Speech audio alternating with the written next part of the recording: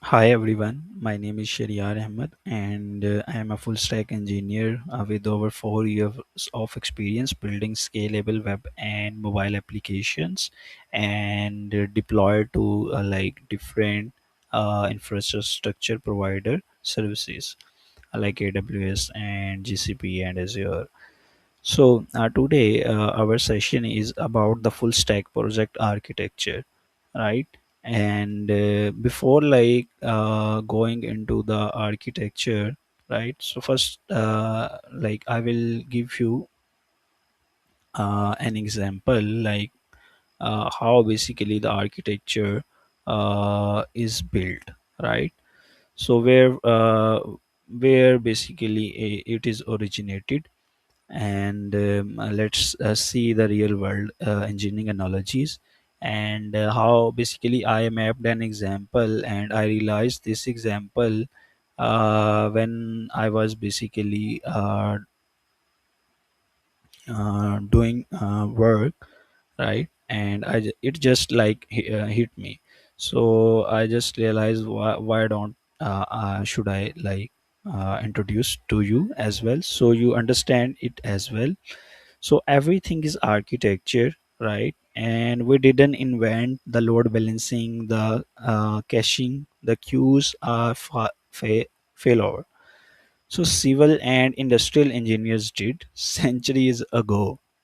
All right, we just map those and realize the problem, and we just adopt those things. So I have an example of the water supply chain, and I have map from end to end. So basically every stage water passes through on its way to your glass has a software twin, right? So we didn't invent these patterns, we moved the same patterns from water, electricity and roads onto the data.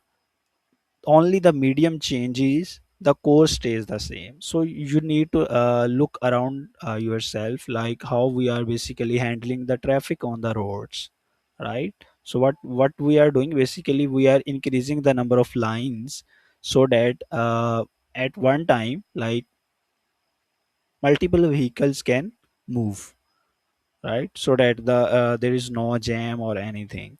So we just need to understand those and apply those same concepts in the architecture as well. But we are doing in the software, so we have different things as well. So a database is like a reservoir where basically the water is stored for like sending to the let's say we are living in a society and the society provides the water to the homes, all right? And if you look, there might be have they have like 7 or maybe 10,000 homes in one society, or more than 10,000, right? So providing instant water to all those is a big challenge. So how they do, they basically just we have a database and they have a reservoir, then they do a treatment, they do like validate, clean the water, right? And then they have a main pipeline which is our network, and then they have like pumping, right? So because the water can flow maybe in pressure, so that is also important thing. They basically add pumping in some areas so that the water can flow easily. And then they have a like water tower for the cache, and then they have a street pipes with load balancer, then at the end they have like taps. And now you have at the home you also have your own home tank, which is the client cache. So I hope this makes sense. Same concept in the electricity as well, you can understand, you can grab the example as well in the electricity, right? So let's say we have a water tower is our cache, and it can handle the nearby neighborhood taps, and it basically gets the water from the reservoir which is our database and cache near to the users. So let's say for one street we have a water tower, and then for another street we have another water tower, right? So it can be like for a street wise, and in our example we have CDNs for region wise, right? Content delivery network. So these are basically very relatable example. So that is why I'm introducing this one, right? So here's the problem. Let's say we have 5 tabs, 100 people is equal to the connection pool plus queue problem, right? So we can say that let's say 100 people are waiting, right? And you need to basically fix this. You can either, how will you basically introduce if you have like only 5 tabs and there are 100 people?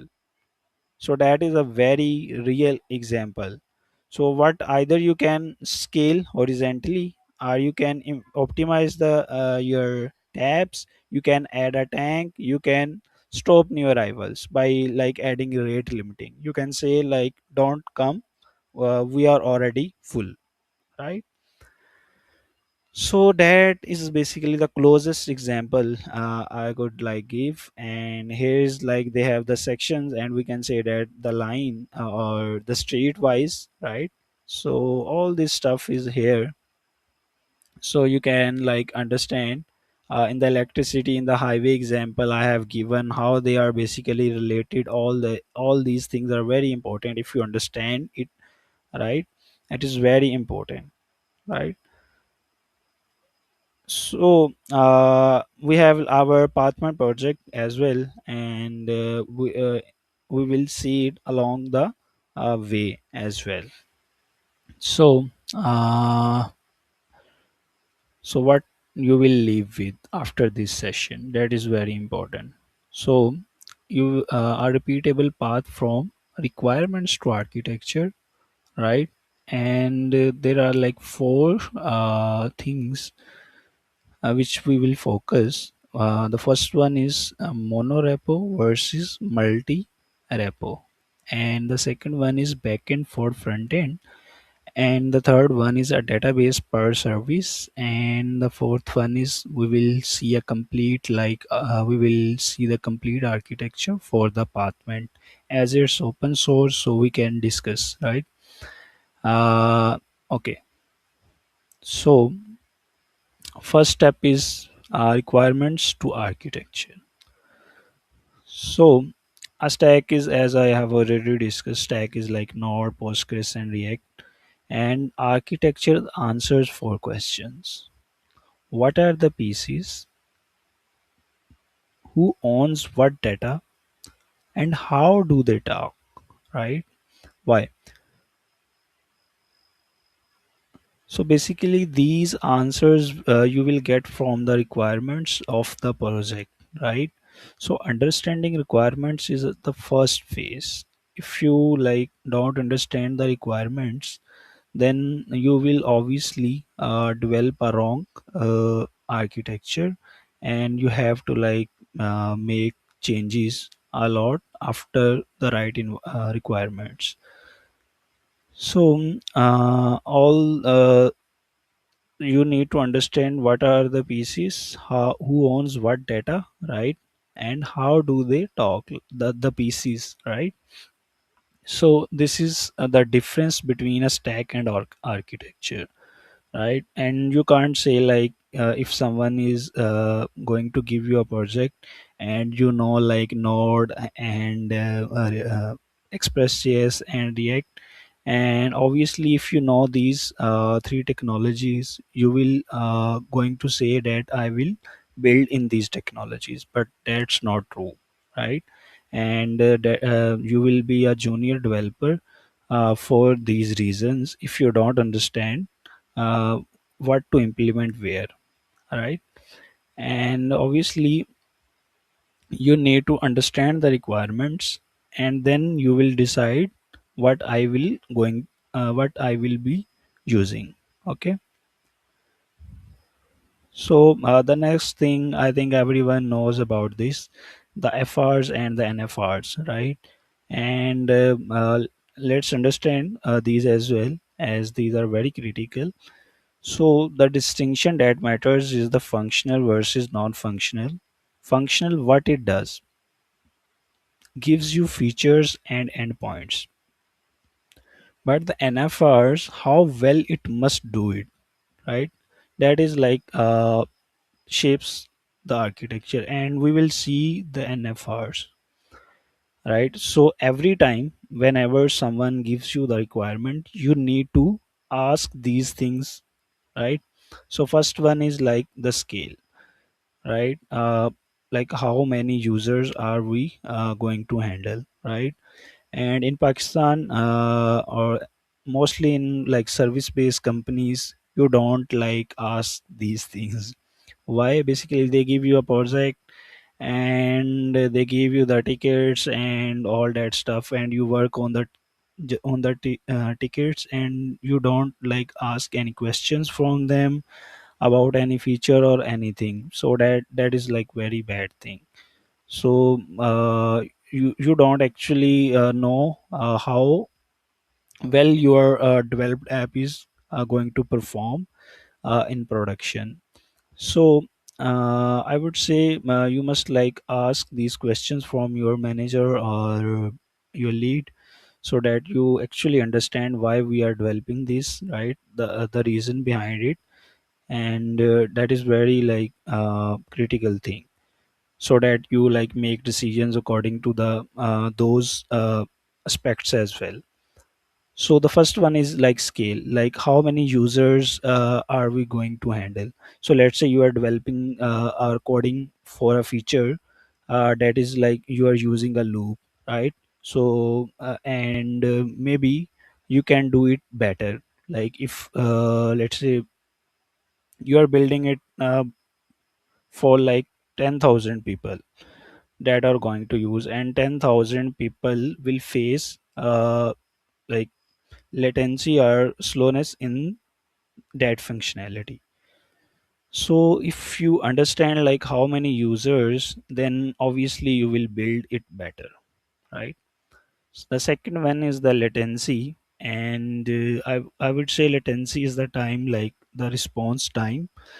So it is basically the difference when you send a request and the response like comes back, the difference between these. So we have like a great article on this one, and let me quickly show you. That is of in the dev weekends resources,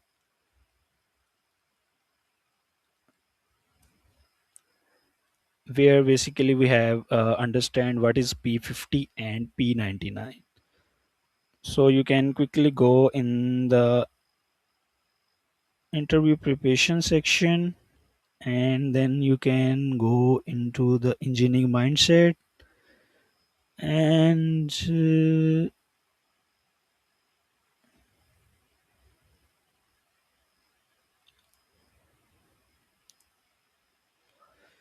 okay, I think so. Let me search.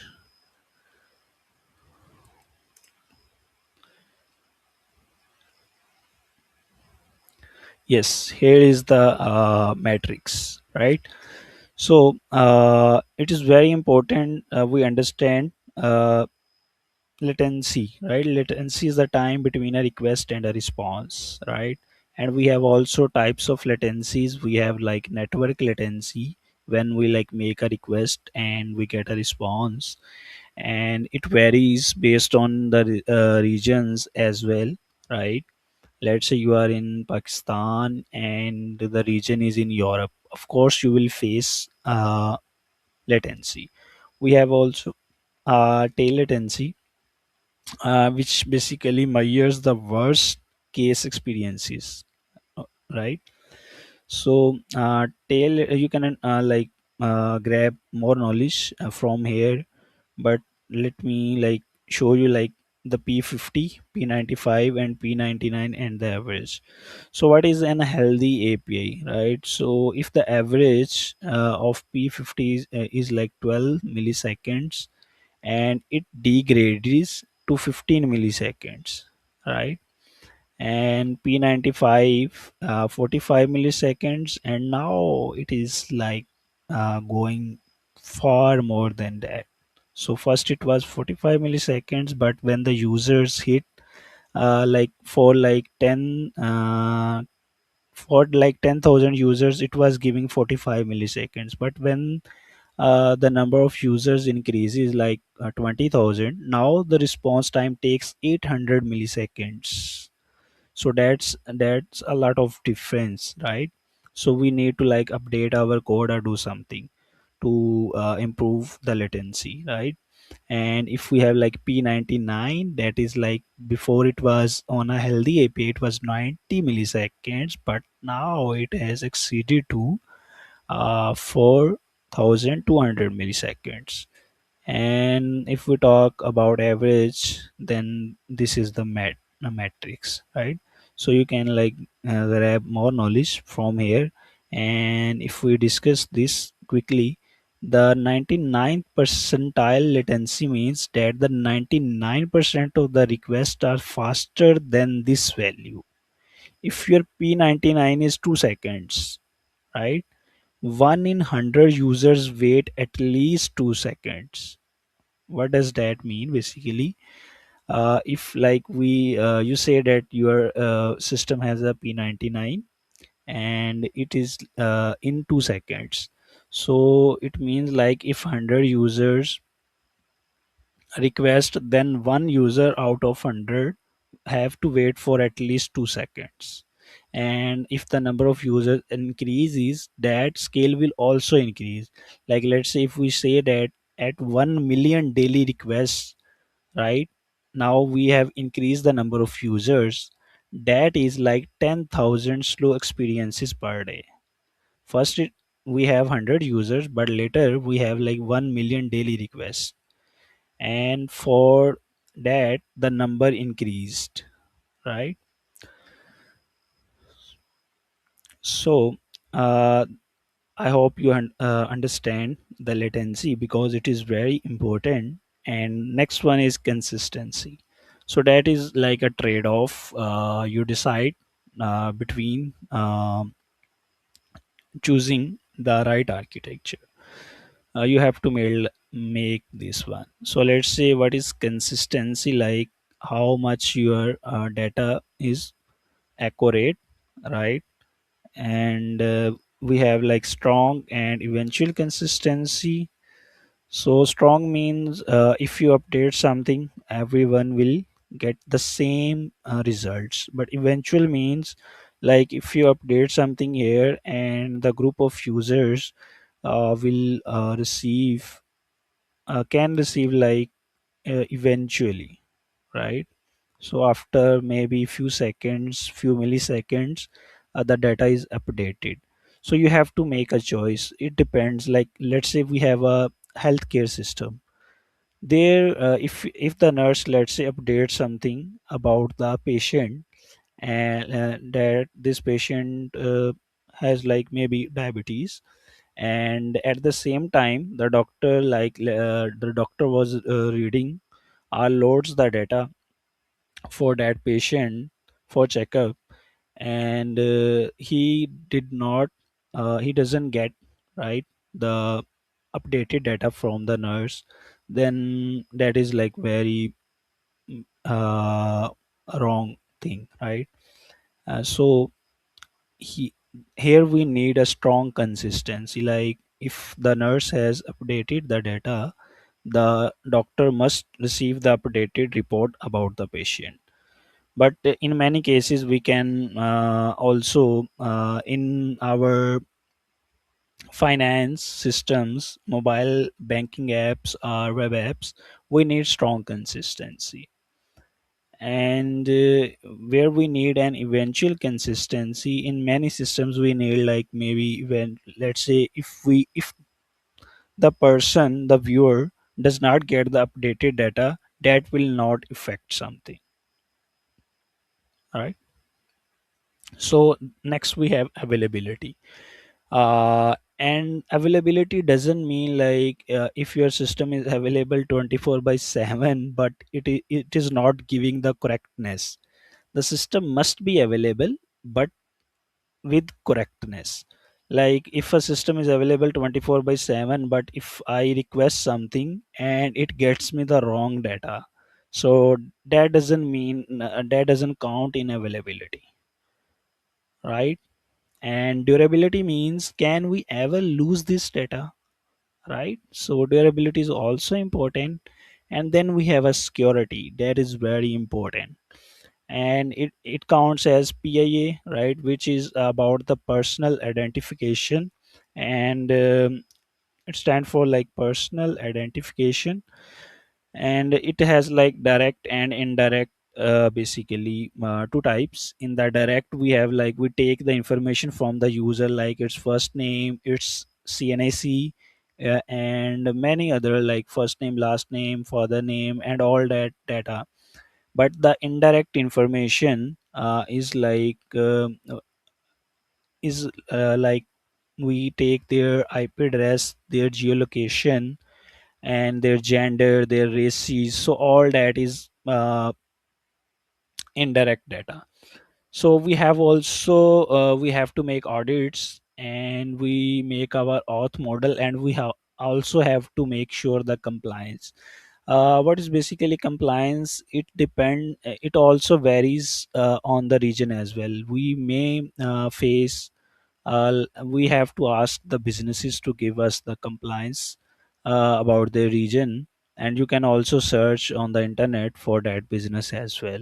So for region Europe, the compliance may vary, and for like USA and UK, it uh, they have their own like compliance, so we have to and make sure. So next we have a cost, like their budget and cloud sailing, etc. You can't like build you can't say to the owner that we need Kubernetes, right, if they don't have the budget, right? So you have to also consider the budget factor. And then we have a team and time, right? How much time this project is going to take. Then we have an observability layer.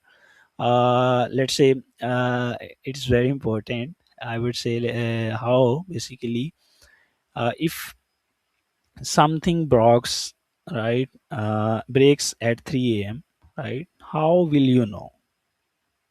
So what we do here is basically we add auditing, logging, and alerting, right? So audit basically makes like who make what changes at what time, right? And then we have logging. Logging basically logs everything in the system, right?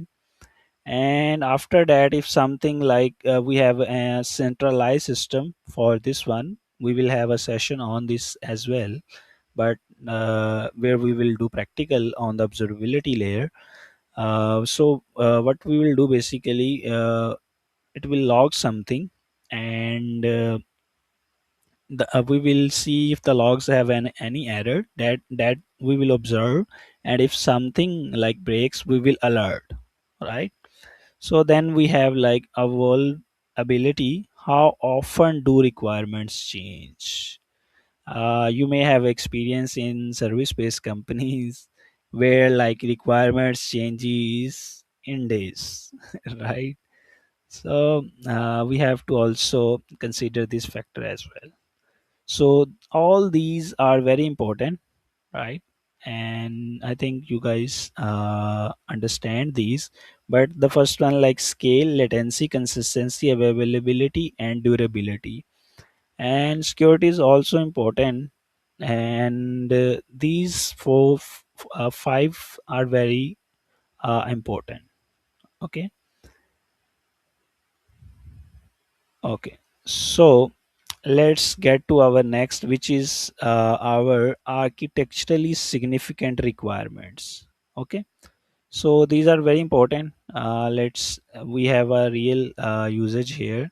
So I have described the 2 to 3 requirements that if change the whole design. So let me give you the real examples. I have a project which was a streaming platform, like TikTok.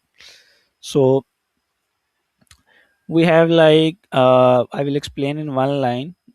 let's say the streaming platform has where when the users sits in call, they can share the gifts and the thousands see gifts live, right? Let's say if someone is streaming and thousands of users have joined, and I that will be like a very risky work to basically analyze. So what this basically line or this situation or requirement forces us to implement. So you can't, how basically you will do if you have not worked with pubsub or any criteria, you will search, right?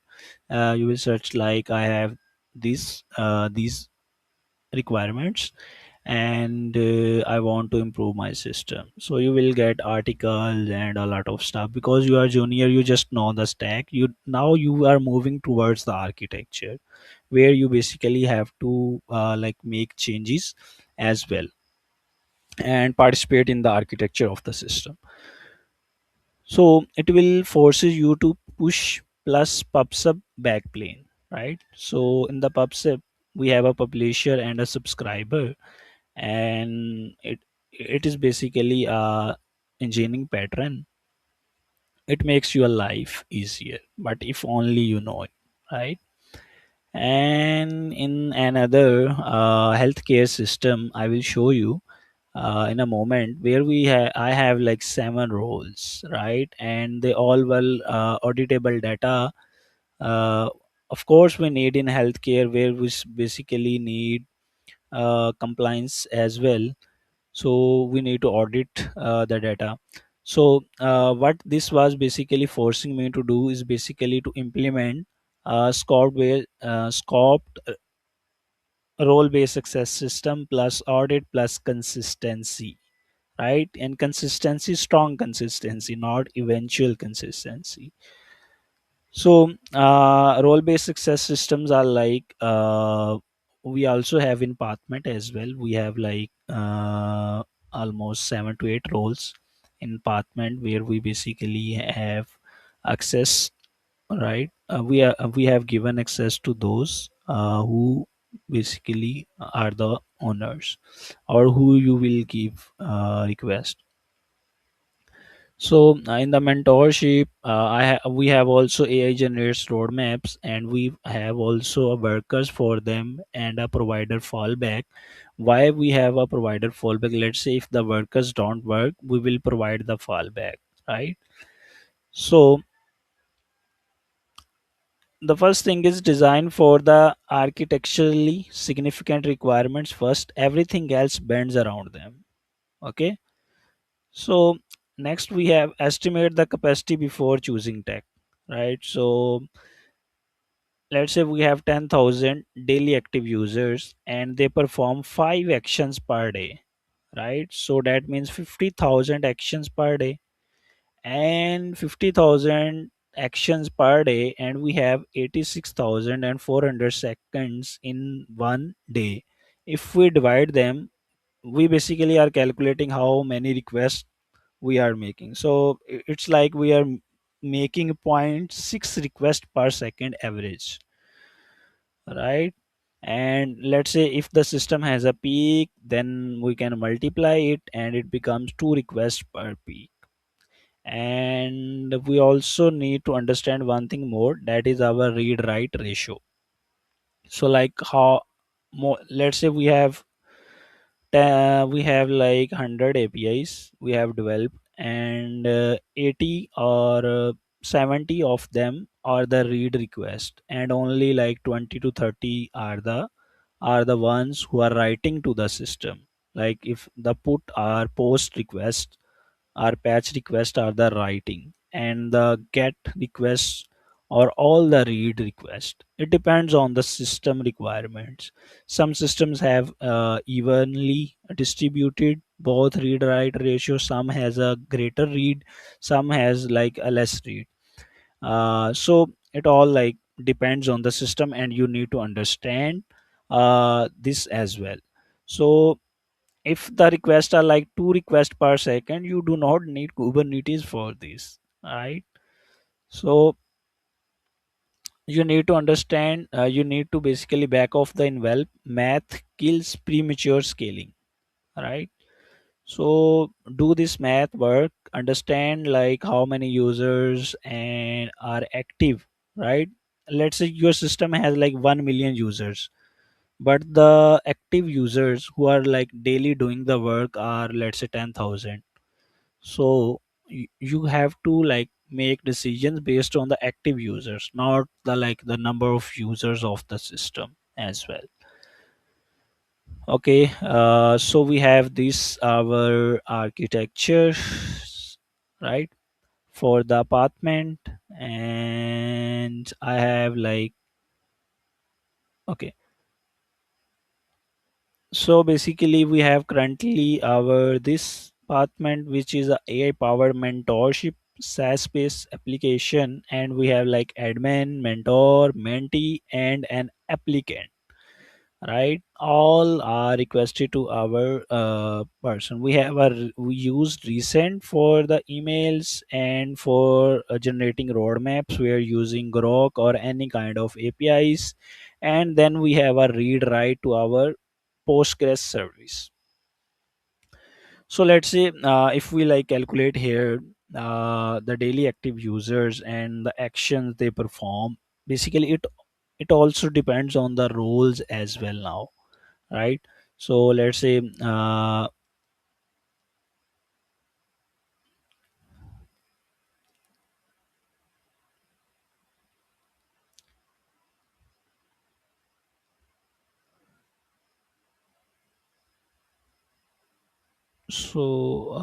let me quickly grab the text.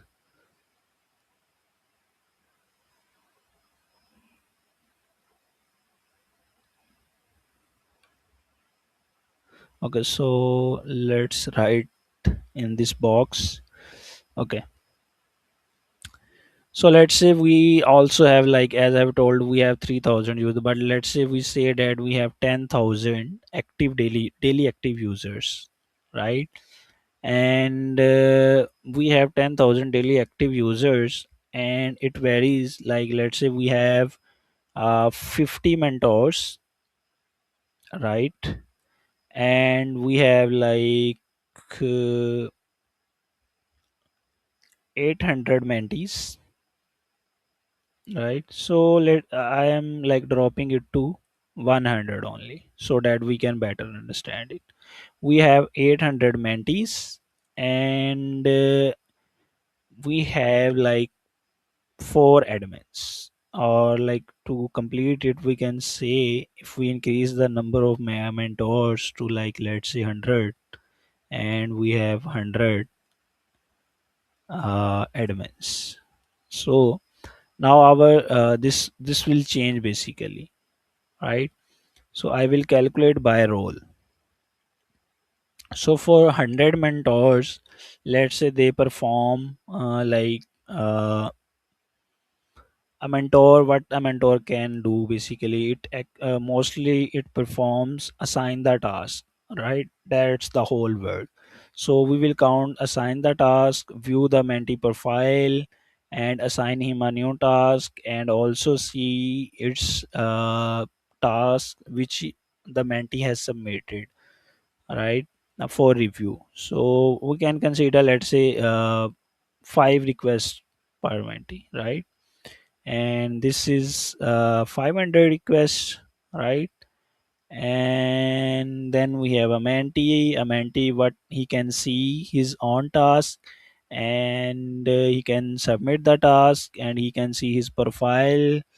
I think that's the most like active clicks the mentee makes. So a mentee like 800 mentees, and they are like performing 3. So we have like 2,400 requests, right? And admin, mostly admin, like mostly the admins see the results, the KPIs, and make some like requests to change passwords, and mostly it has like view, it mostly view things. So we can consider like making to two two actions per day leading to 200, right? And if we go back to our again, and we can see that we can calculate for each role its actions. All right, so we have a 500 and we can divide it from uh, number of seconds, 86 400, and we can also divide this one, right, with the 80 second, 86 400, and this one also, right. 86 400. So after making calculations, you will mostly like get, let's see if we do it in our browser. So we have like 0.00578, and let's say if I multiply it with like the peak request, if I can see, let's say I will make the peak request to 10. So we have still like zero point zero 0.05 requests on average per second. We also called it RPS, which is like RPS means requests per second. Got it? And mostly we can see like the requests which are going are mostly we will see in the admin side. These are all reads. In the mentor side, we will also see that he only reads mostly data and makes like assigned task. That's the only I think he will make like the right request, right? And also the mentee makes he sees his task, his profile, and all that stuff, but he only submits his task, so only one, right? So mostly in our system, if we understand, we have like read ratio is more, right? Read is greater than write, right? So we have like a read, I which I have understand we have 80%, right? So we can say that 8 ratio 2.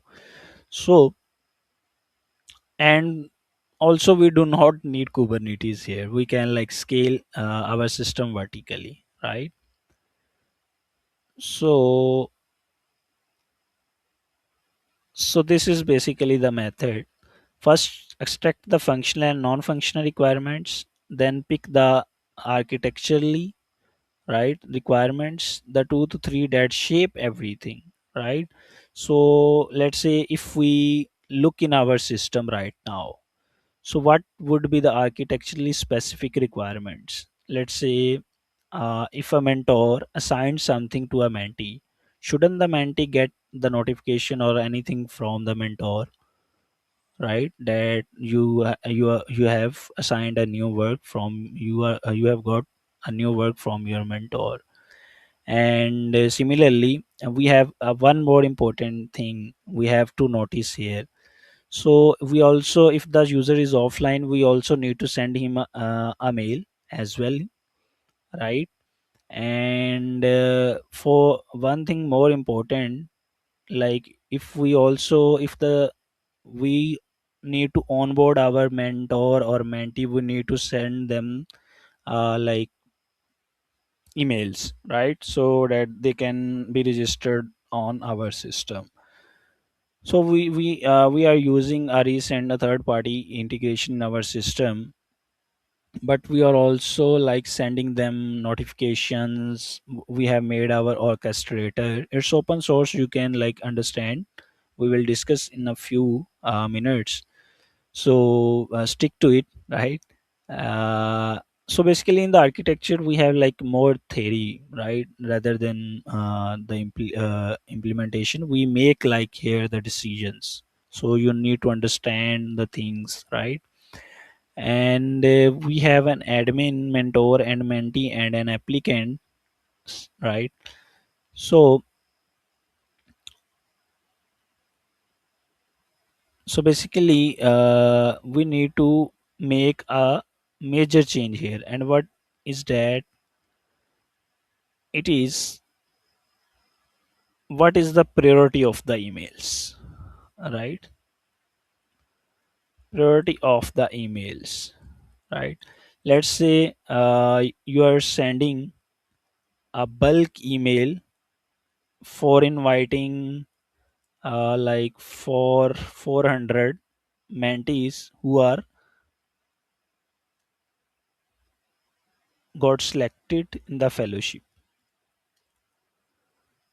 Now our system basically is busy sending those mentees 400 emails, and at the same time, let's say already enrolled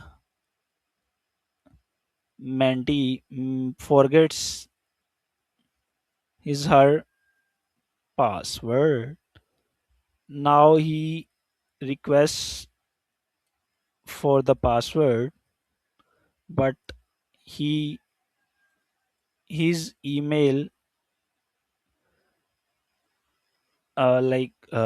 his he didn't or does not get the email, right? And why? Because our system is already like busting his resources, right? So he has to wait like to finish these 400 seconds. So we have to make a decision here. And what is that decision? Anything where a user can't access your system, send that immediately.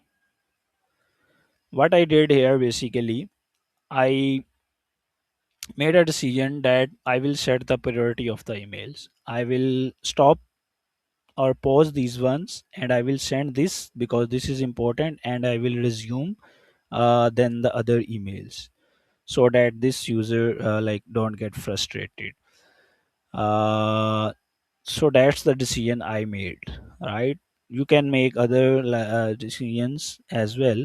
Now you can say as well, the user who did not get the registered invite is also very important, but for me it's not the issue because he's not in our system, right?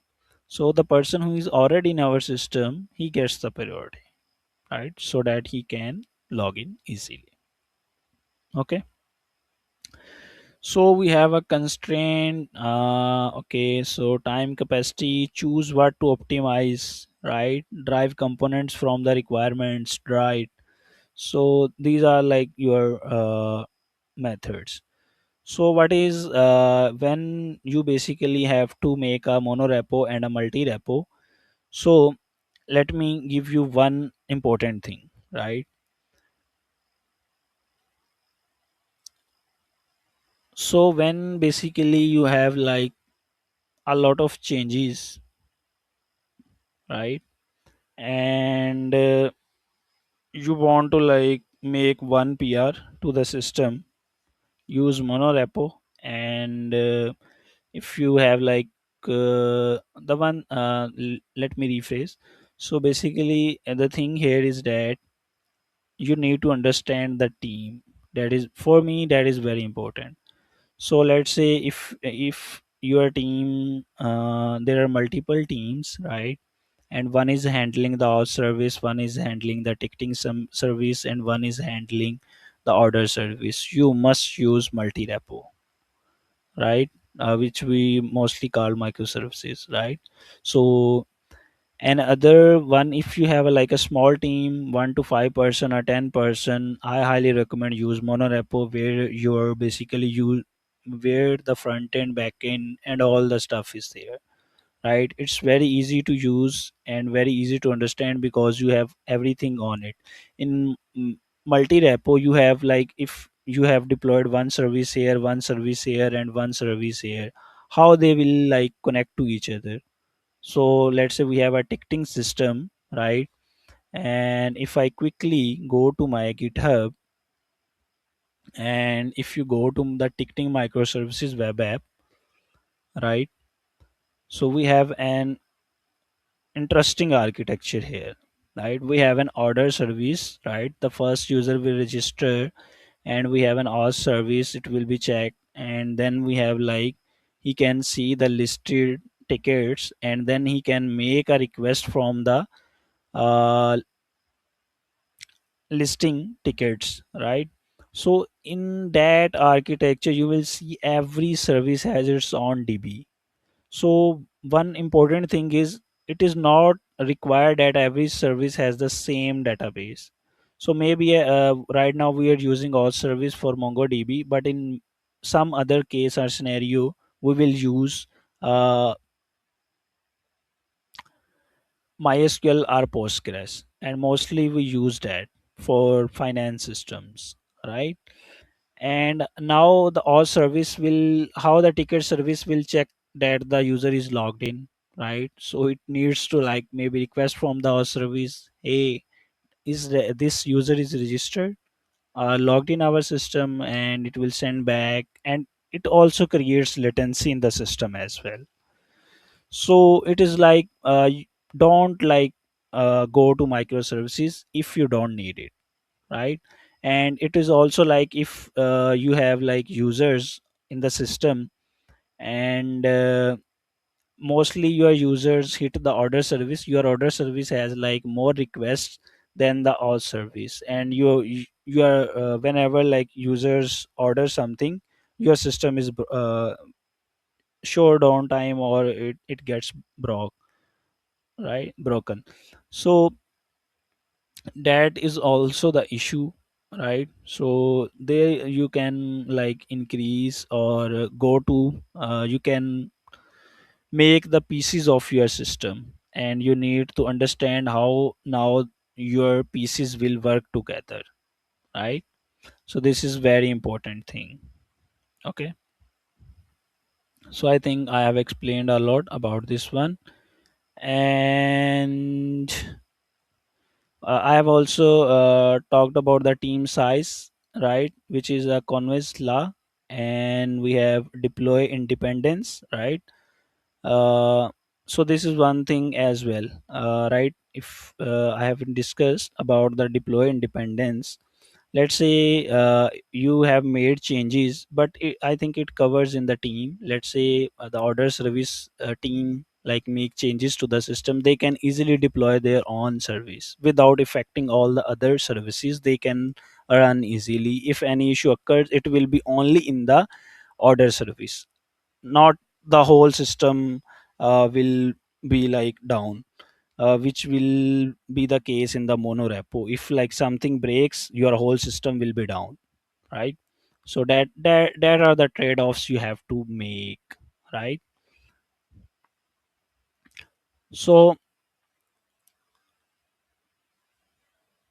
I have like introduced the ticketing system where we like six services independent deploy, but the event contract can't drift. The compiler stops you, right?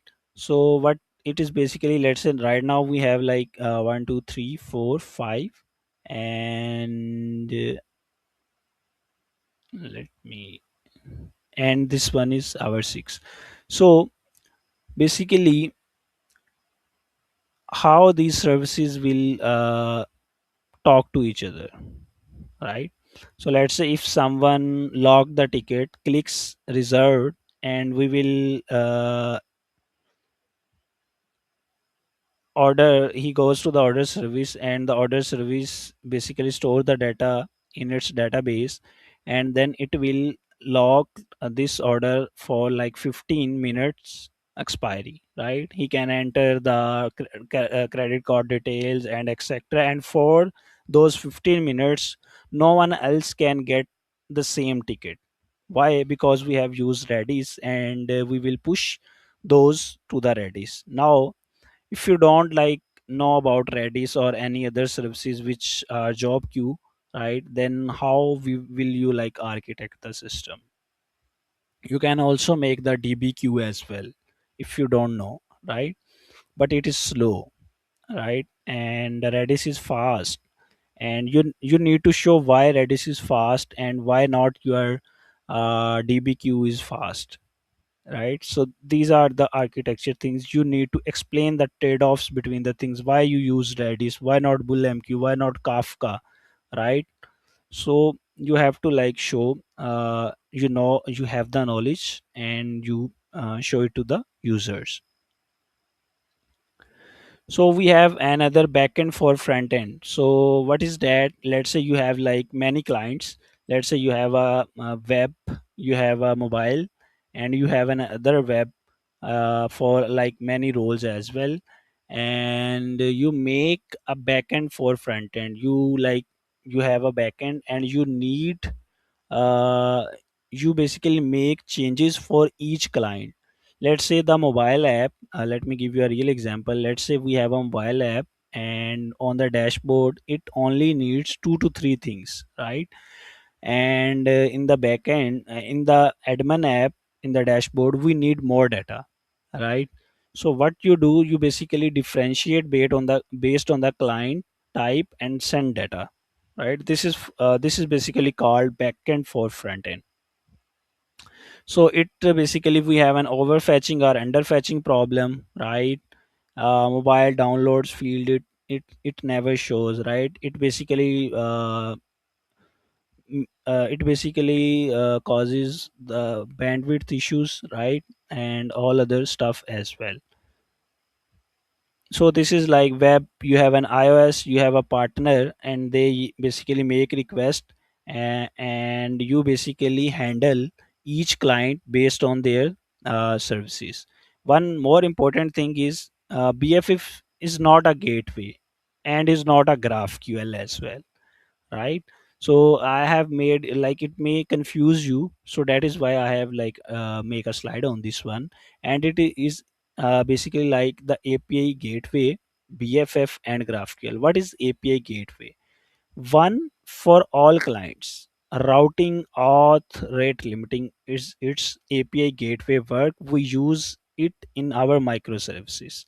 What is BFF? BFF is one per client, aggregate plus shape. You can change the data. Maybe the web application needs the data in some other format, and your mobile application needs it in some other format, right? So you basically change the shape of the data. This is called backend for front end. And GraphQL is client driven.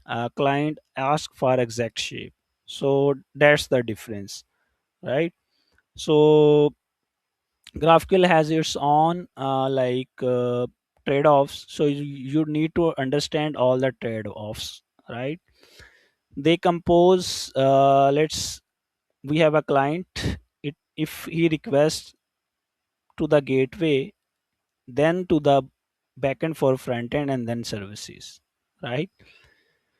So that the backend for front end hits the right service for the client, right? So it's not like the client hits the backend for front end, right? It hits the gateway, forwards to the backend for front end, and then the backend for front end gets the right service for that. And also we need to understand when not to build one. Single web client plus a simple API. Your normal API is the BFF. Don't add a layer, right? And streaming app, a mobile app, and an admin dashboard. Two clients, totally different needs.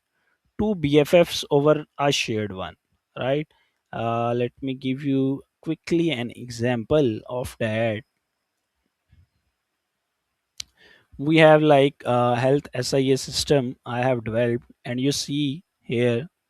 Uh, these are all the like screens for the mobile application, and the mobile application requirements are quite different from the web application requirements. The patient, basically this is the patient role, and the nutritionist and the therapist. So basically these three roles are handled in the mobile application, and the super admin and the other admins are handled in the web application, right? So basically, the clinics who are registered, the clinical teams, all are registered on the system. So that was the main like reason.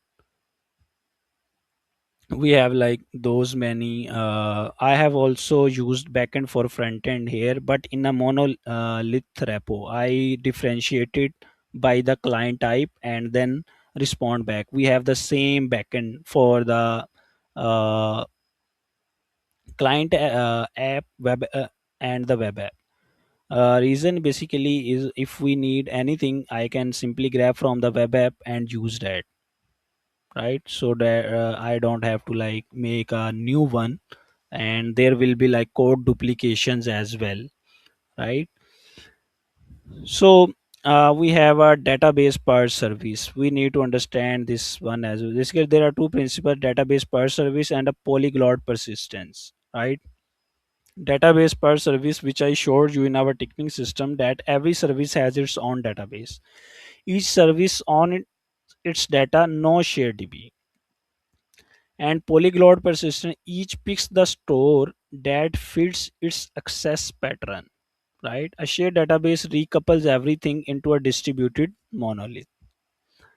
So let's go and understand when to use which database, because it's, I think it's the most asked interview question maybe, or it is also very important to choose the right uh, database to store the user's data. So you need to understand what's your need. If you have like relations, you need relations, transactions, and the reporting, you can use Postgres and MySQL. Postgres is also open source. Postgres also handles complex joins, and it also aggregates well on the transactional data. MongoDB, when you have like flexible schema where your each row data shape is different from the other row, right? And you have denormalized reads. In the Redis, you have a cache, you can maintain sessions, you can have ladder boards, you can have queues, right? And how you will use like cache sessions and ladder. When you have very like high read requests, you can add Redis for the cache layer. And for session management, what about the sessions? We have like three to four types of sessions. We have like sticky sessions we can also make, and with the help of Redis we can make sessions. Like let's talk about the WhatsApp in quickly, right?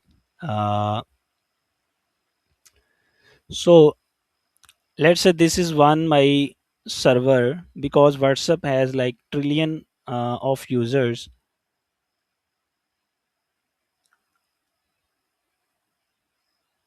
right? So WhatsApp server one, and we, because it is horizontally scaled, it can't be like vertically scaled. So vertical limit is vertical scale has also a limit, right? You can scale a server up to some limit. After that, your users will get uh, downgrade, right? Our slow responses are may face like downtime. So sir, you have to like make this one, and maybe some we can add a API gateway or a load balancer. So I will shape it as, so this is our load balancer. So what we basically do, we route our request based on the availability of the server, like which server having a less load, we will send the request and get the response, and our user will get that response.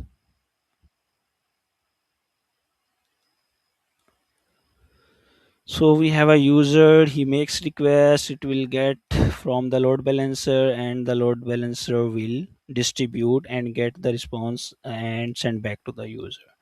So one thing you notice here,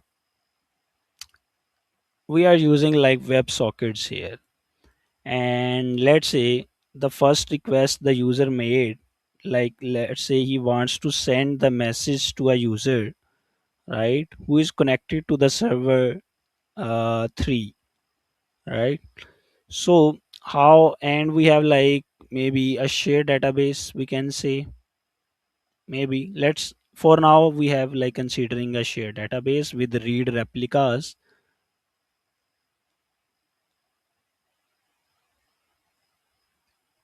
Okay, and this is our database, and it has like read read replica as,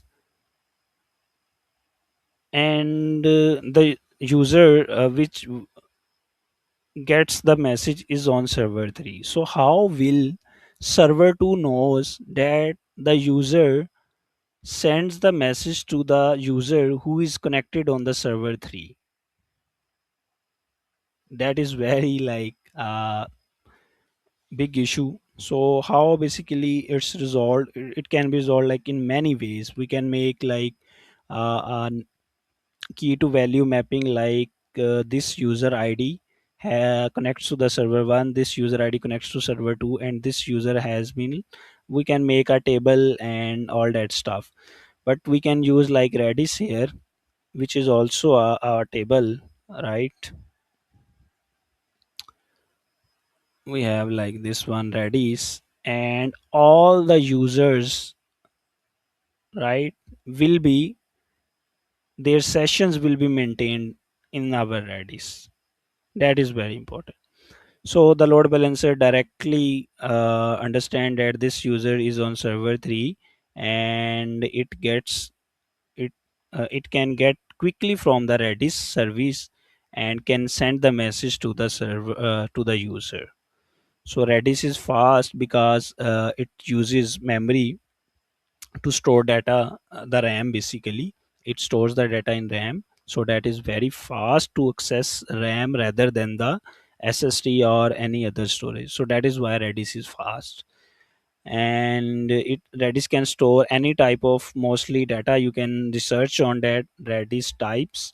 So which redis types basically, redis database. So it can store like strings, arrays. It can also store geospatial indexes. If you have seen in food panda application where the riders geolocation is updated, and also in the indrive and all other steps, so they have also used these data types, right, for storing the riders details in the redis geolocations, right? So this is all like the decisions you basically made based on your knowledge. And we have an open search, like where you can full text search basically. It is like if you are searching for the full name, right? Indexes is good, it works on the numbers perfectly, but it doesn't work good on the text, right? And it indexing, you can't like create many indexes, it will bust your database as well and makes your write slow as well if you make indexes, right? So you need to like make maybe like let we have a youtube, maybe it's using like elasticsearch, where basically we have a separate service, and you make like keywords from your search and store in our uh, open search database. And whenever the request goes, we store, we have all the data here in our elasticsearch. It maps the keywords and see which posts are linked, which youtube videos are linked to this keyword. And it gets all the, it sends the request to the server that please give all these posts, and it gives and it sends back to the user, right? So we have a DynamoDB. If we need very huge scale, we can use it, right? Cassandra, and we have new 4G for relationship heavy queries. Before you pick, right? So these are very important for like choosing the database. And the first one is the read write ratio. As I have already told that if we need more reads, right, then we have to choose a specific database which fulfills our needs.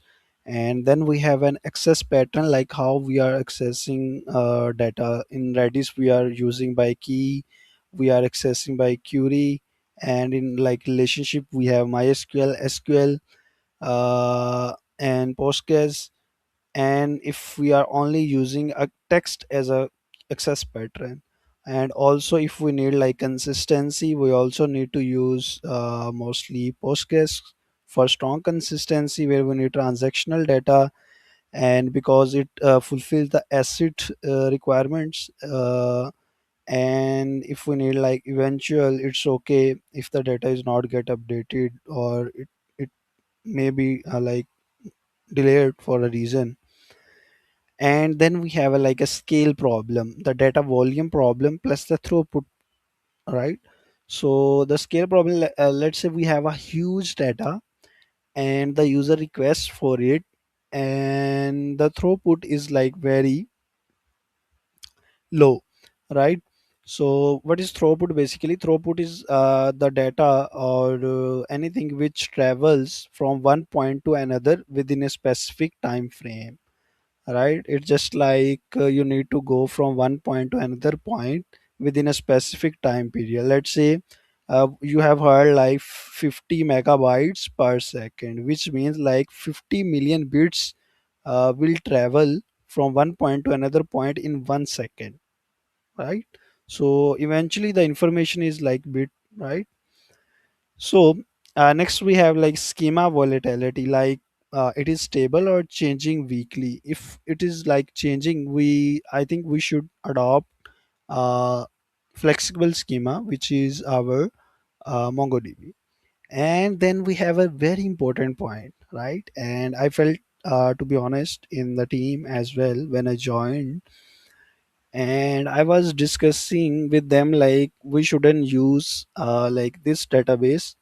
We should use another database which fulfills all these needs. And they talked, they thought for a second, and then they reply to me like we don't know this database, right? And I was like, okay, we can like have a session where we can discuss things. And they were like we have already built a lot of features and all the stuff, and we don't need to like move on to another right database. We are sticking to it, and we have to make like stuff working in this database. So this is very important. Like if your team don't know about like new 4j database, then how like you will use it, right? So either you have to like teach them or give them sessions, or you have to like spend a lot of time. And if you don't have time, mostly startups like they don't have time, they just need to go. So uh, I would say that you first make the architecture of the system by understanding the requirements, and then you should implement each feature. And you also know each feature why you are building it. What's the need for this feature? You need to ask your product engineer, or what's like why we need this feature, right? So let me show you also, like if we have like streaming, we can go to Mongo, and we have like ladder boards, we can use Redis store sets. If we have like a property search thing, as I have already discussed, we can use open source. And for mentorship core, we can use like Postgres. I'm like saying this for our Pathment project. It is 100% that the big platforms don't use only one database. They have they use like different databases based on the specific needs or the demand of the system. So like if I need something, some kind of streaming, I can use Mongo in our apartment. If let's say we have ladder boards, right? We can use Reddit sorted search for them. And if we have like a property search where they can search the stuff, we can use open search. And for like mentorship core things, for the analytics and insights, we can use 100% Postgres, okay? Because it gives you a very great uh, infrastructure for the for like computational work and for the analytics as well.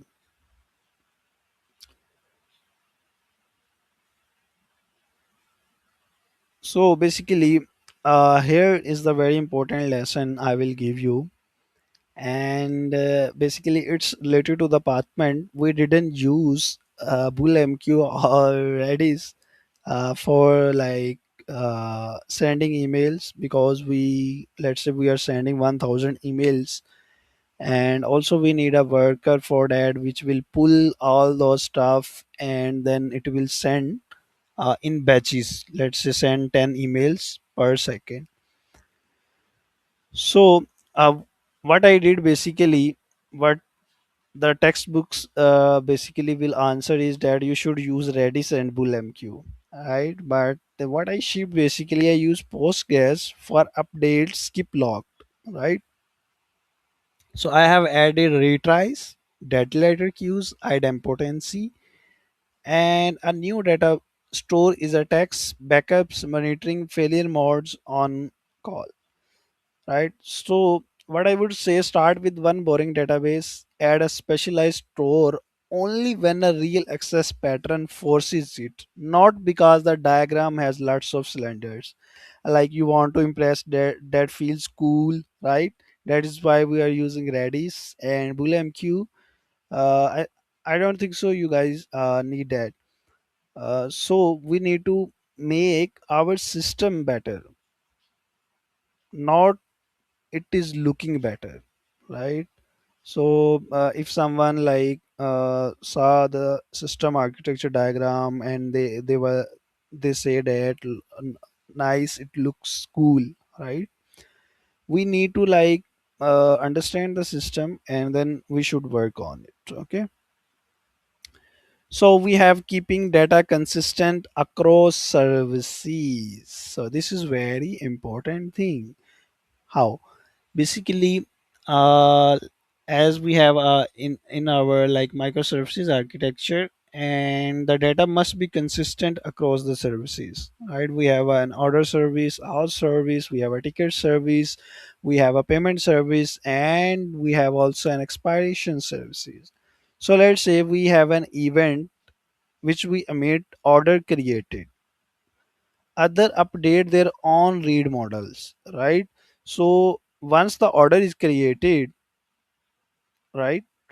So if we, let's say, the order service, our payment service should update the data, right? Our tickets also decrease that this ticket is decreased by one as well. So ticket service will be notified.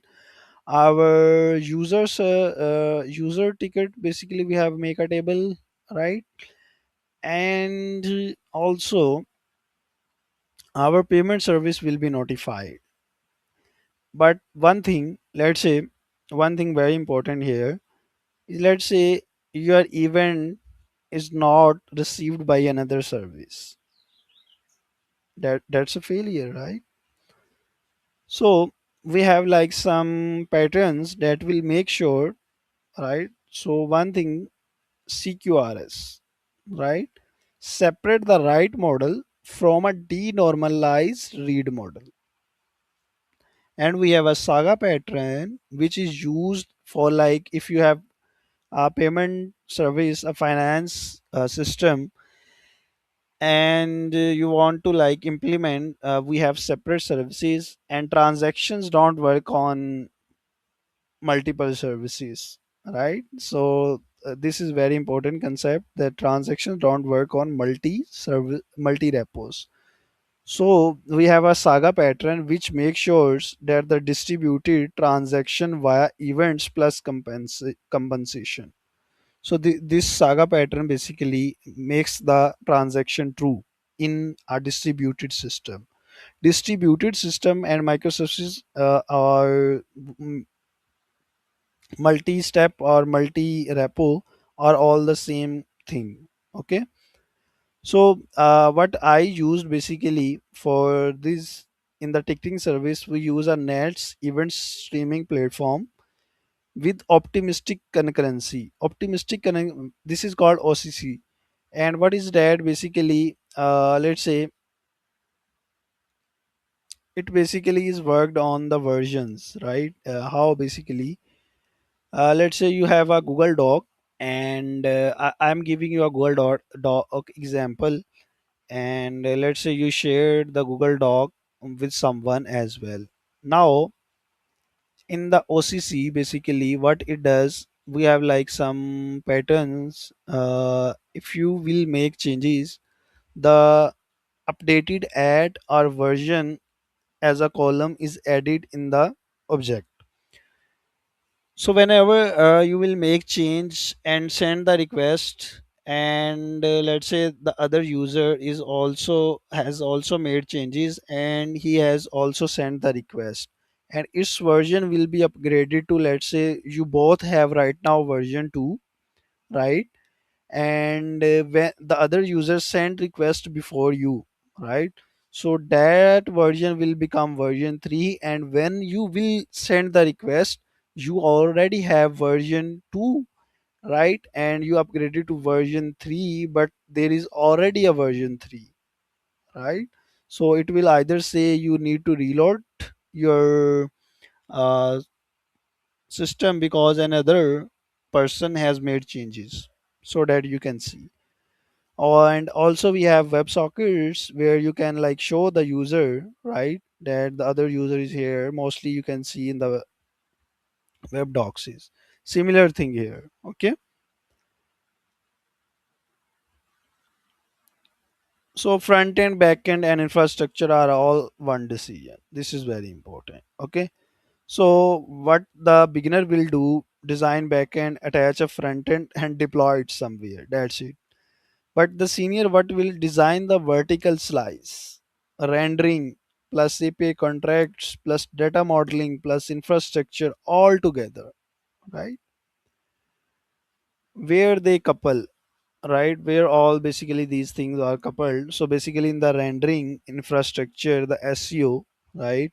In the real-time backend infrastructure, the instances, the pub/sub, the backplane, auth model we have, right? JWTs versus sessions touches all four. We have deploy topology availability, right, where we show like zero downtime is equal to blue green plus safe migrations. So let's discuss about this one. So we have in our Pathment right now, we have deployed it to a digital ocean, and what I basically have, we have a staging and our main as well. So when basically I need to update the main, and during the making the build of our service, the users basically face a downtime because we are making or updating our server. So we can either make zero downtime, right, with the blue green deployment. So we can make two services, one is called blue API and the other one is called green API, and we can like update the other one for the new changes, and all the other requests will be requested to the, let's say, blue, right, which is our previous version, and the green one is like building now. And whenever when it is completed, we will route all the traffic to the other one as well. But here is a little change, a little twist. Let's say we have migrations, right? So let's say you have added some new column in your table, and now you have to also made a change on the production as well, right? If you update the migration before the new basically code, basically, sorry, let me rephrase it. So let's say if you make the migration run in the production before your service which has the updated code becomes visible, right? So your previous API doesn't have the access or the updated code for that migration. So your users will face a lot of downtime, right? Maybe it will say that this column doesn't exist. Sorry, the network not found, something like that. Okay. And let's say another thing is also when you have an updated code, and now you have route your request to the updated code, but you have not run the migration yet. Still your users will face the issue or doesn't get the updated data. So you have to like sync first, route your request to that one, and in the same time just run your migration so that your users will not be affected. So we have a data locality where your data is in the region, right? A for database is equal to a round trip on every query, right? So make sure the database is more near to the users, right? Where the users are. So we have like discussed this one. We have a like live updates where WebSockets are service and easy with one server. If there is one server, the connection is established and the server knows that this is the user, send the request back to this user. But let's say you are running two instances, a socket on instance A can't reach a client on instance B. That's what we have discussed in the WhatsApp handler. And we can use a Redis PubSub backplane plus sticky sessions, right? A front end requirement just rewrote your infrastructure. So we have also discussed Conway's law already. You ship your organization chart. Three silo teams, front end, back end, infra, three silos in the system and painful seams between them, right? Full stack ownership of a vertical slice cleaner system. That's why you design them together. You have to design the front end, back end, and the infrastructure together. So we have last thing, right? We will discuss a problem and the requirements and the assumptions and the constraints, right? So let's discuss junior pitches less features, senior pitches name trade-offs, and what they choose not to build yet, right? So let's live walk through a real system. We have our Pathment, a mentorship says, and let's run it through all 10 points. So demo data only. We have like our staging environment, right? And we have like admin at the rate demo dot pathment dot com, right? So this is the basically live version, and let's understand the context. We have like I already discussed this one, right? So let's move to the containers, right?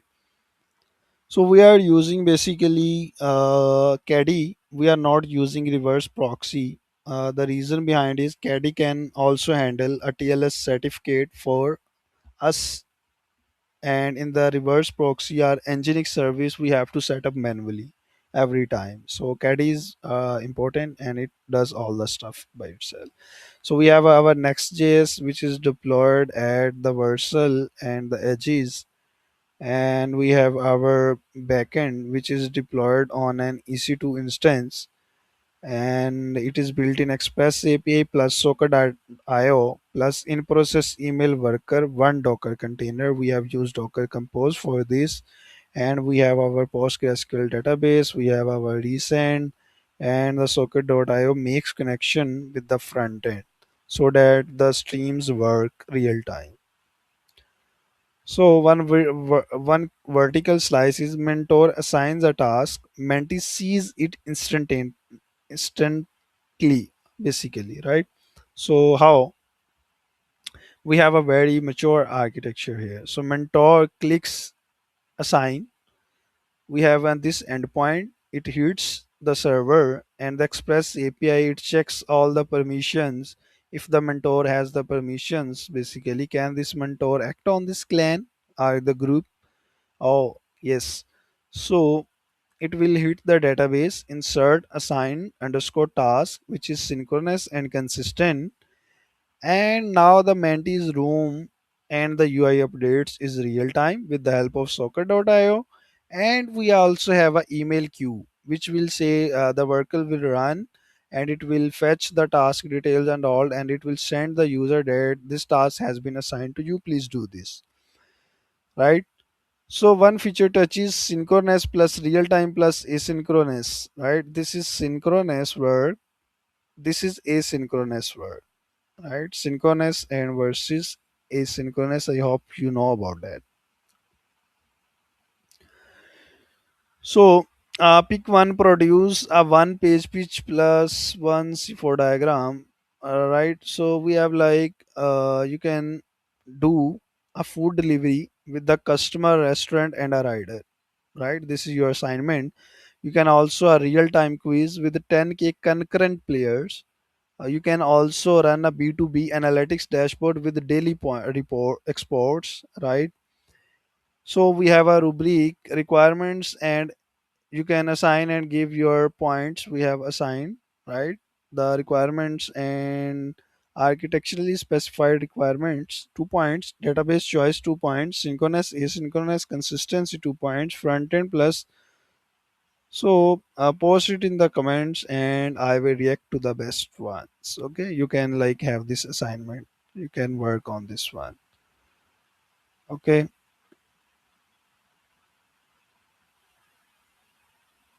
so let's talk about the architecture we have in our Pathment project, right?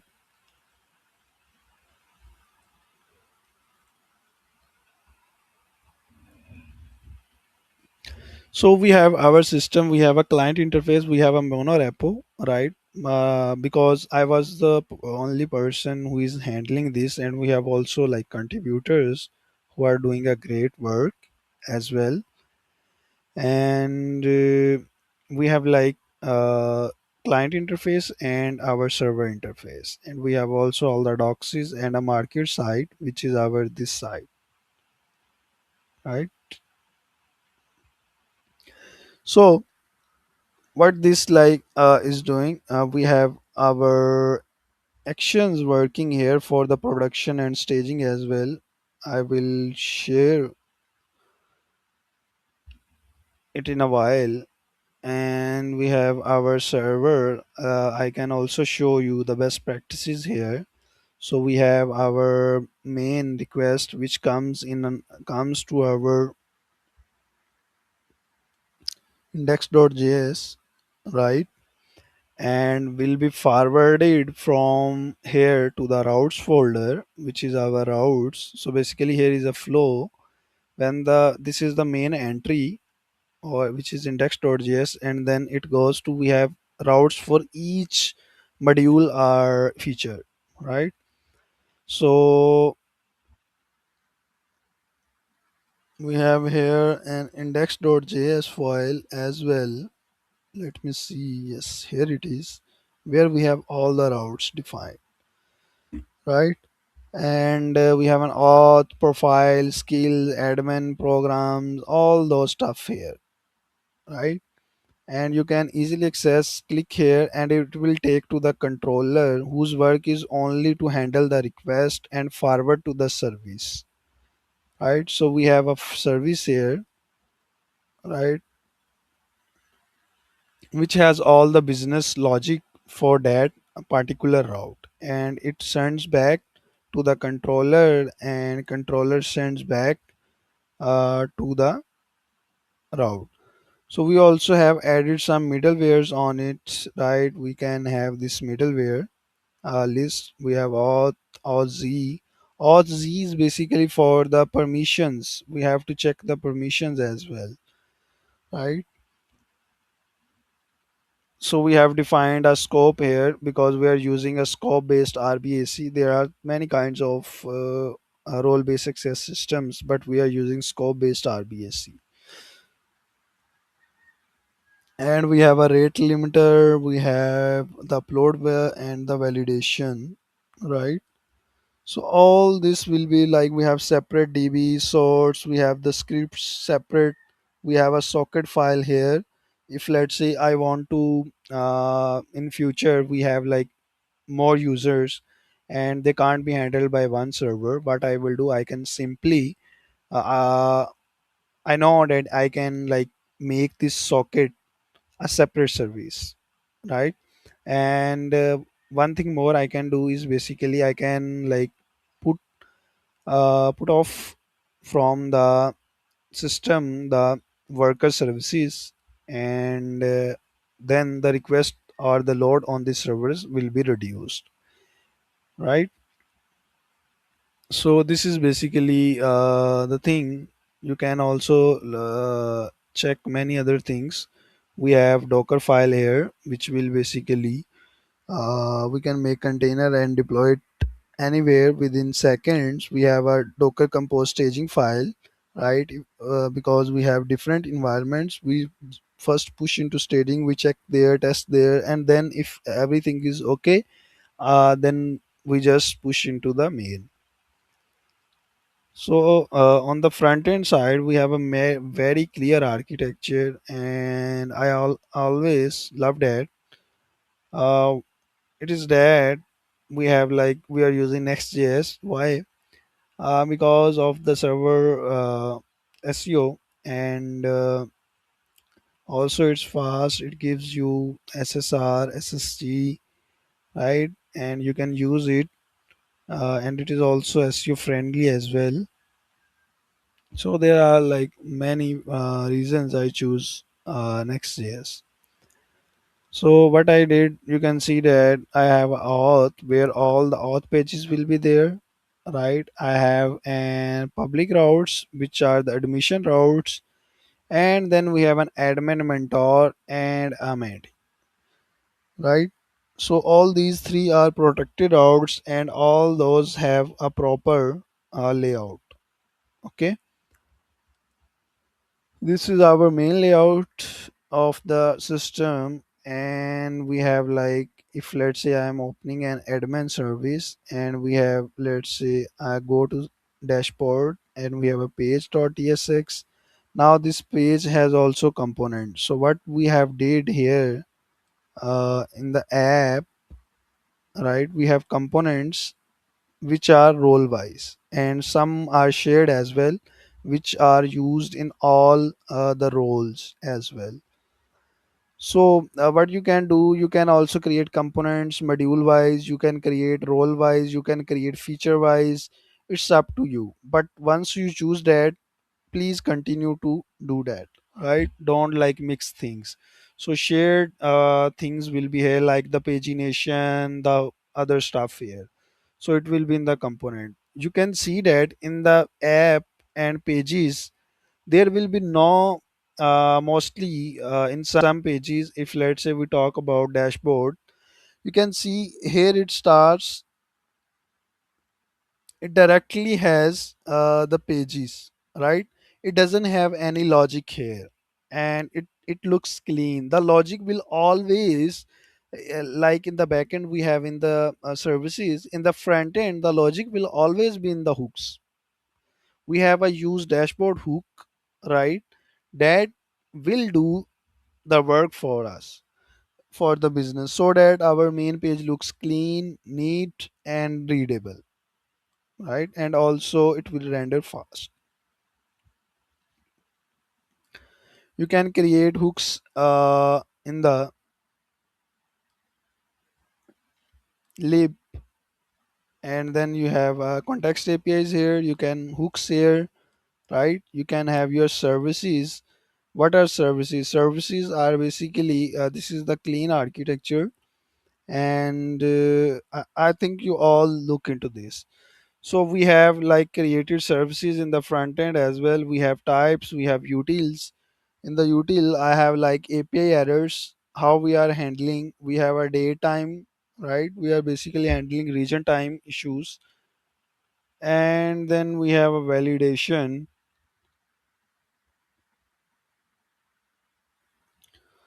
So in the service, basically you call the data. Let's say I have access API, we create their interfaces, and then we make a request with the Axios instance, and the data will be returned, and we can use this one, right, in our hook, so that if I needs any API, I can directly call the hook and it will fetch, it will call this one. And also we don't have to like make changes everywhere. If our endpoint is updated, we just need to update here and nothing will break. So this is the good architecture thing.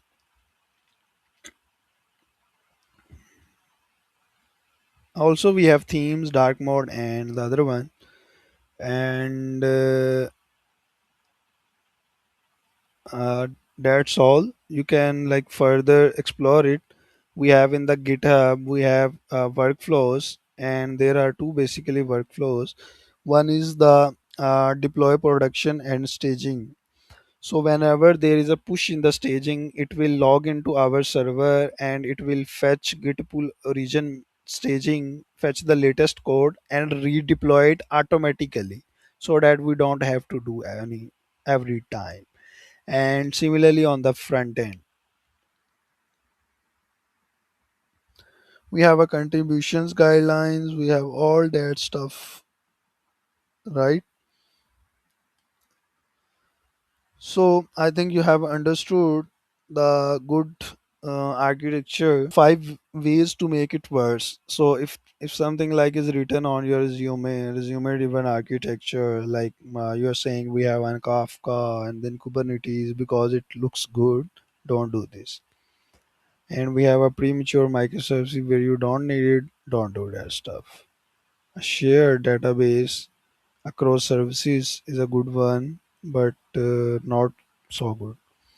You will be you will face many problems. So try to like piece your main database into different pieces uh, and test them, right, so that they can work. So we have ignoring non-function requirements and big design upfront. So architecture should evolve. So I will react to the best ones in the follow up. So just comment the architectures we have discussed about the Food Panda app and the real time quiz app and the B2B analytics, and I will hit thumbs up and we can discuss it as well. So thank you for staying for such a long time. But like if you have any question or query, you can drop in the comment, or you can also this is project is our live. You can also see like things as well and ask any question about programs, right? So uh, understand the system properly and try to like develop something in this, or at least solve the issues, and also go to this repo and give it a star. Okay, thank you everyone. See you in next episode or in our next session.